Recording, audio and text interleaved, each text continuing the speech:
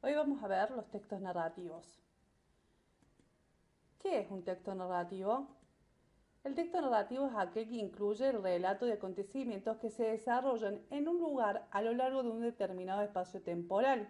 Dicho relato incluye la participación de diversos personajes que pueden ser reales o imaginarios.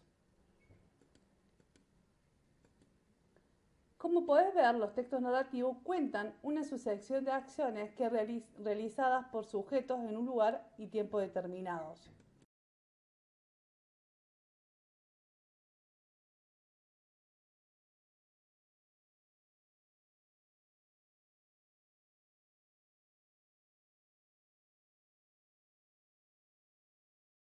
Ahora vamos a ver otros dos tipos de texto, los narrativos y los descriptivos. Cada vez que contamos algo, ponemos en práctica el texto narrativo. La idea del texto narrativo es crear un mundo que puede ser ficticio o no, y que puede buscar entretener al lector o informarle de algo. Ojo, que el texto narrativo no es lo mismo que el género narrativo, que es un género literario. El texto narrativo puede ser literario o no literario.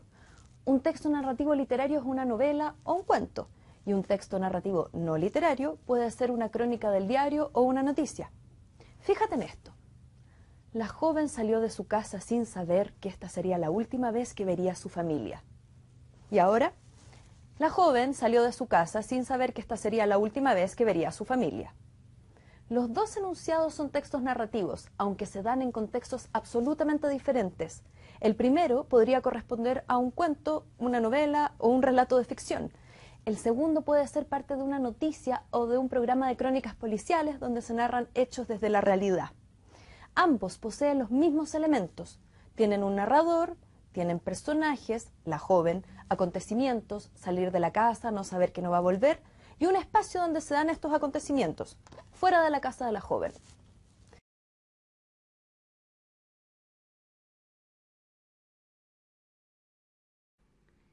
¿Cuál es su estructura?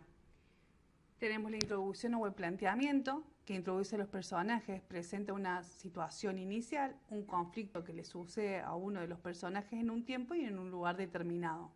Luego tenemos el nudo o el conflicto, que se desarrolla en los acontecimientos planteados en la introducción.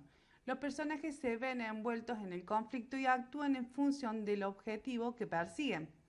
Y luego tenemos el desenlace o la solución, que es la parte del relato que se resuelve el conflicto que se ha planteado al inicio. Su final puede ser feliz o trágico, positivo o negativo. ¿Quién cuenta la historia? Es muy importante saber que el autor no es lo mismo que el narrador. El autor es quien escribe el cuento y el narrador es la voz que la cuenta. El autor elige entre los tres tipos de narradores cuál será la voz que relate la historia. Los narradores pueden ser el narrador protagonista, el narrador testigo o el narrador omnisciente. ¿Cómo distingo estos diferentes narradores? ¿Cómo distingo el narrador protagonista del testigo o el omnisciente? Tenemos el narrador protagonista, que es aquel que cuenta su propia historia, siempre se escribe en primera persona. Por ejemplo, el murmullo del agua me ha despertado, mas no puedo dejar de pensar en lo que ha pasado. ¿Cómo hacer para olvidar lo que tus labios me han demostrado, mas tu corazón gritando cuánto amor me has dado? No puedo olvidar el roce de tu cuerpo con el mío, ni la guerra inminente de nuestras lenguas queriendo saciar la pasión que nos envolvía a cada instante.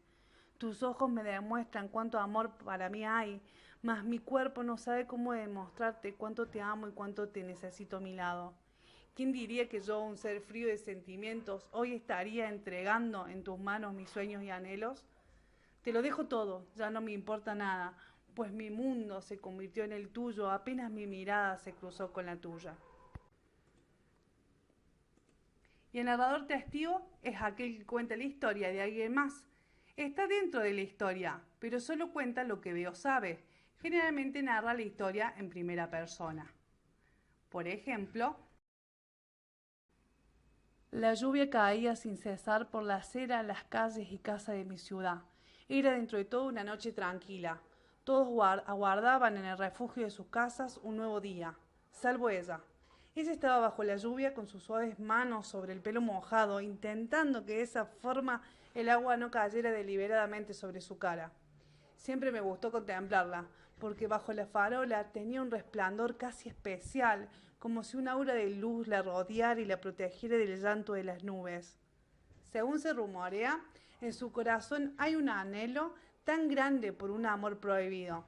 Se afirma que una noche como esta, donde la lluvia no dejaba de cesar, ella pactó una promesa con un sujeto el cual no volvió a ver. Su amor, hemos de suponer. La joven prometió esperarle para escaparse juntos hacia otro lugar donde su amor no estuviese prohibido y ellos pudieran vivir ese amor negado.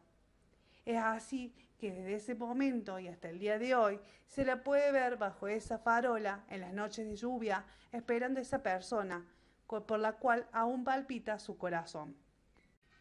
Y el narrador omnisciente es el narrador que todo lo sabe. El narrador omnisciente es aquel cuyo conocimiento de los hechos es total y absoluto. Sabe lo que piensan y sienten los personajes, sus sentimientos, sensaciones, intenciones, planes, y siempre se escribe en tercera persona.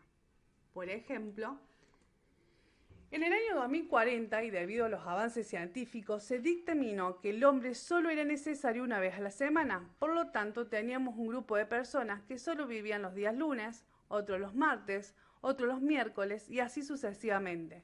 Y cada uno de ellos desempeñaba un trabajo que le era asignado según el día que les tocaba vivir. Fue así como un día jueves, como todos los jueves, Máximo se levantaba de su cápsula que la mantenía dormido el resto de la semana y comenzaba su nuevo día. Él era mecánico, trabajaba en una de las fábricas que había en su ciudad. Cada mañana al despertar caminaba pasando los distintos puestos donde estaban las cápsulas de invernación hasta llegar al bar donde desayunaban junto a sus otros compañeros de los días jueves. Hubo una vez que mientras pasaba por el sector de los martes, Máximo decidió echar un vistazo y se quedó contemplando la cápsula de una mujer. No pudo evitar quedarse admirándola de arriba abajo. Era totalmente hermosa ante sus ojos y por su mente se les pasó la idea de que le encantaría conocer el color de sus ojos. ¿Cuántos tipos de cuentos hay? Hay dos tipos de cuento: cuento popular y el cuento literario. El cuento popular es una narración tradicional breve de hechos imaginarios que se presenta en múltiples versiones, que coinciden en la estructura pero difieren en los detalles, donde los autores son desconocidos en la mayoría de los casos, aunque puede que se conozcan quién los recopiló. Tiene tres subdivisiones: los cuentos de hadas, los cuentos de animales y las fábulas, y los cuentos de costumbres. El mito y la leyenda son también narraciones tradicionales, pero suelen considerarse géneros autónomos. Un factor clave para diferenciarlo del cuento popular es que no se presentan como ficciones. El cuento literario, en cambio, es el cuento concebido y transmitido mediante la escritura, y el autor en este caso suele ser conocido. El texto fijado por escrito se presenta generalmente en una sola versión, sin el juego de variantes características del cuento popular de tradición fundamentalmente oral. Espero que ahora hayan podido entender un poco más sobre los textos narrativos. Y todos los textos que fueron seleccionados como ejemplo para los tipos de narradores son de mi autoría. Con cariño, la profe Guille.